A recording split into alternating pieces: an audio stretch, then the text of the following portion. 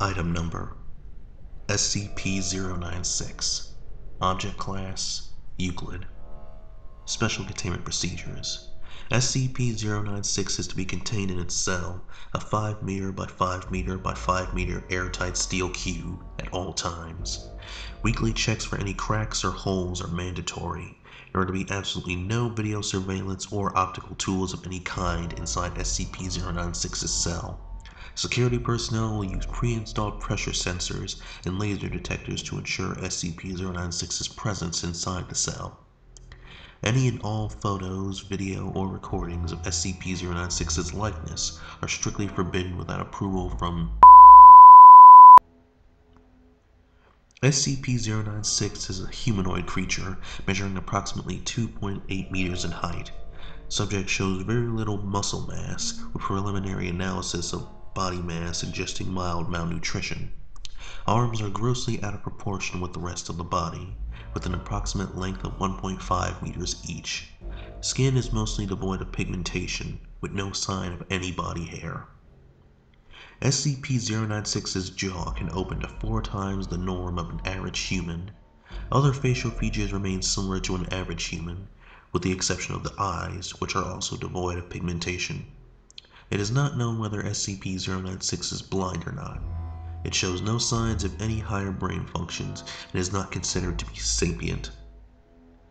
SCP-096 is normally extremely docile, with pressure sensors inside its cell indicating it spends most of the day pacing by the eastern wall. However, when someone views SCP-096's face, whether it be directly, by a video recording, or even a photograph, it will enter a stage of considerable emotional distress. SCP-096 will cover its face with its hands and begin screaming, crying, and babbling incoherently. Approximately 1 to 2 minutes after the first viewing, SCP-096 will begin running to the person who viewed its face, who from this point on will be referred to as SCP-096-1. Documented speeds have varied from 35 km per hour to kilometers per hour and seems to depend on distance from SCP-096-1. At this point, no known material or method can impede SCP-096's progress. The actual position of SCP-096-1 does not seem to affect SCP-096's response. It seems to have an innate sense of SCP-096-1's location. This reaction does not occur when viewing artistic depictions. Upon arriving at SCP-096-1's location, SCP-096 will then proceed to kill and SCP-096-1. 100% of cases have left no traces of SCP-096-1. SCP-096 will then sit down for several minutes before regaining its composure and becoming docile once again. It will then attempt to make its way back to its natural habitat. Due to the possibility of a mass chain reaction, including breach of Foundation secrecy and large civilian loss of life, retrieval of subject should be considered alpha priority. Dr. has also petitioned for the immediate termination of SCP-096. Termination order has been approved and is to be carried out by Dr. on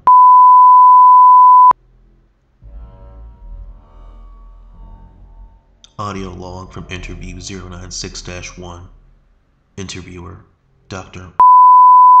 Interviewed, Captain, former commander of Retrieval Team Zulu 9-A. It always sucks to get initial retrieval duty. You have no idea what the thing is capable of, besides what jacked up information the field techies can scrape up. And you're lucky if they even tell you the whole story. They told us to bag and tag, didn't tell us anything about not looking at the thing. Could you describe the mission, please? Yeah, sorry. We had 2 choppers, one with my team, and one on backup with Zulu 9B and Dr. We spotted the target about 2 clicks north of our patrol path. I'm guessing he wasn't facing our direction, else he would have taken us out then and there. Your reports say SCP-096 didn't react to the cold. Was was negative degrees Celsius. Actually, it was negative, and yes, it was butt naked and didn't so much as shiver. Anyways, we landed, approached the target, and Corporal got ready to bag it. That's when Dr.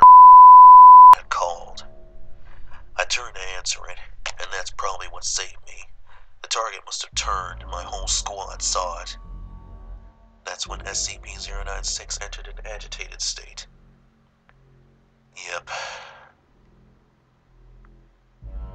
Sorry, got the willies for a second. That's quite alright. Yeah, well, I never saw its face. My squad did, and they paid for it. Hard. Could you describe it a little more, please? Yeah. It started screaming at us and crying. Not animal roaring, though. It sounded exactly like a person. Really creepy. We started firing when it picked up Corporal and ripped off his leg. God. It was screaming for help. Anyways, we were blowing chunks out of the target, round after round. Didn't do anything. I almost lost it when he started to him. That's when he ordered the use of, an AT-4 HEDT launcher, an anti-tank gun. Started carrying it ever since SCP got loose. I've seen those tear through tanks like tissue paper. Did the same thing to the target. There was significant damage to SCP-096. It didn't even flinch. It kept tearing my squad apart, but with half of its torso gone. But it was taking damage. If it wasn't showing it. It must have lost all of its organs, all of its blood, but it didn't acknowledge any of it. Its bone structure wasn't hurt at all, though. It just kept tearing my squad apart. So, no actual structural damage. How many rounds would you say were fired at SCP-096? At the least, 1,000.